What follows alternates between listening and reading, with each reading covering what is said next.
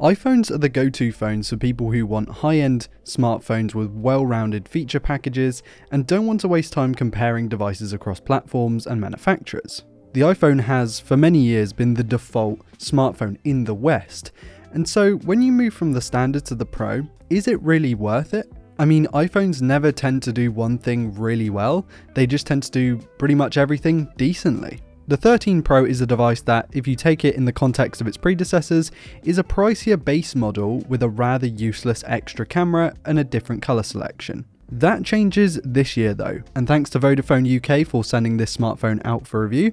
Hey guys, I'm Ryan Thomas, and this is my iPhone 13 Pro review in 2021. Even though the device came out in 2021, I'll work that one out in post. Straight away, you'd be forgiven for thinking that this is just a 12 Pro S because of the way it looks on the outside.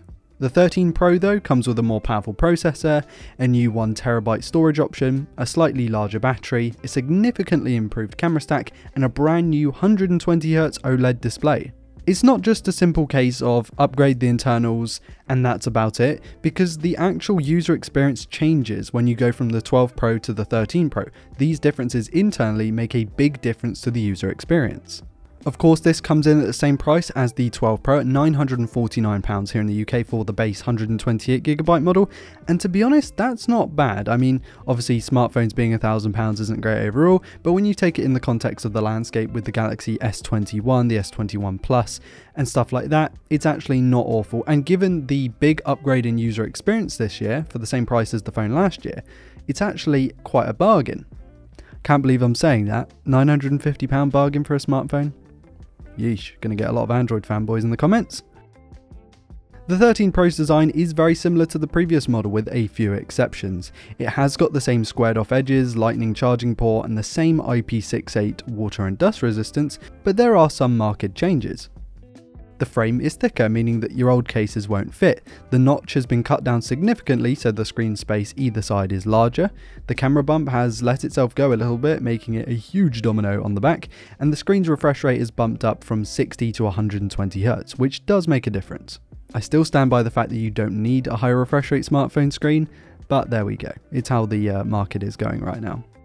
The high refresh rate screen does make a difference if you can tell the difference between a standard and a high refresh rate screen. For tech nerds, most people watching this video, people who know what they're looking for when you go from a high refresh rate to a standard refresh rate screen, you can tell the difference immediately. I'm guessing that it's one of the biggest things that you can tell the difference between the 12 Pro and the 13 Pro.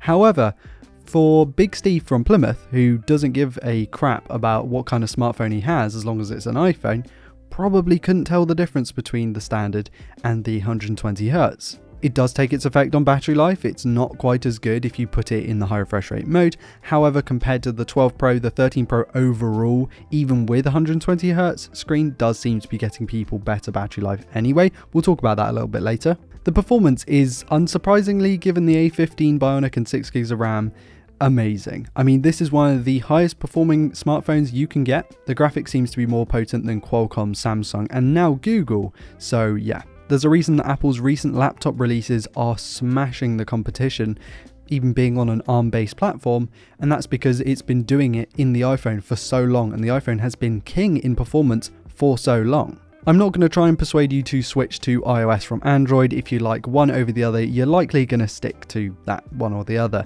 I'm personally indifferent. I don't mind whether I'm on an Android smartphone or iOS smartphone.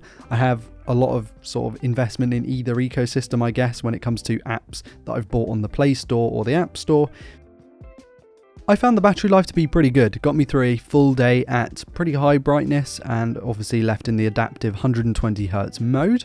It's definitely not the best battery life I've ever come across, and that makes sense because the battery isn't actually that big and the phone's not actually that big. I use a lot of between sort of 60% and 80% brightness with a few spells of 100% here, there and everywhere, and I also use Bluetooth to connect to my AirPods. Overall, a pretty light workload, maybe a medium workload, but I definitely don't spend all day gaming on my smartphone or watching YouTube. And with that context, I got a full day of battery life, ending the day with about 30 to 35%. That is much better than my iPhone 12 mini. The charging though isn't that fast. I mean, yeah, it's not going to beat the Huawei's, the Realme's or the Xiaomi's of the world, and it's one of those things where you tend to charge your phone overnight instead, Whereas with those aforementioned Chinese brands, if you woke up in the morning and forgot to charge your smartphone, you put it on charge whilst you have a shower or make breakfast, and by the time you finished, it's at 100%. Those charging methods are way faster and, in my opinion, more usable. I don't think that really Apple is going to go there. I don't see them releasing a 65-watt charging brick in the next couple of years. I mean, they don't even give you a brick in the box, for crying out loud, which is an absolute... well, there's no defending it. It's just a greedy money grab, to be honest. Anyway, before I rant on about Apple's questionable business practices, let's talk about the cameras. This is the big upgrade this year. It's a larger main sensor, a slightly faster aperture, and a sensor shift stabilization technology that we first saw in the 12 Pro Max when it came to Apple devices. That's now available on both the Pro and the Pro Max, which is quite cool.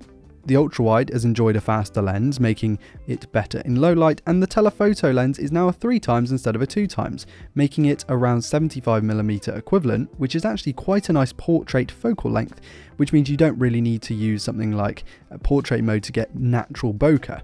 Oh, and though the f2.8 aperture is slower than the f2 from last year, it still gives you nice natural looking bokeh.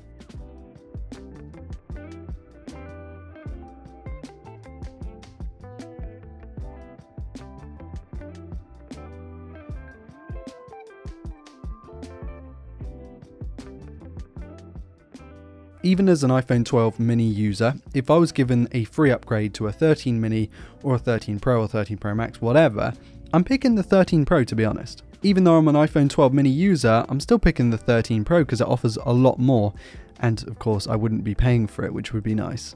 But this, I think, is a really good smartphone this year. It's got good battery life, a really good screen, really good performance, really good battery life, and of course the overall package is, well, a lot fancier than a 12 mini, let's put it that way. It is probably the best all-round smartphone you can buy this year, but I can wholeheartedly recommend this to people who were going to buy the Pro model or even just the standard base model this year anyway. It might cost a little bit more, yes, but you are getting more for your money. And with that, I'd like to thank Vodafone for sending this smartphone out for review. I've had a lot of fun using it. I actually sent it back a couple of weeks ago now, but I'm recording all of my A-roll after getting a haircut and after being ill and all those things. I do apologise for a couple of reasons. If the cars going past were distracting, I tried to make the audio setup more sort of isolated so that you couldn't hear stuff like that. And also, if the lens has fogged up at all, it is getting to that time of year again. Anyway, thank you all so much for watching. Please do like, dislike, comment and subscribe if you're new around here to never miss a video like this one, and also check out all my social medias in the links in the video description. I want to give a massive shout out to my patrons for being continually supportive. Oh, and if you want to go and check out those deals from Vodafone, I'll leave links to those in the video description. I've been Ryan Thomas, and I'll catch you later. Peace.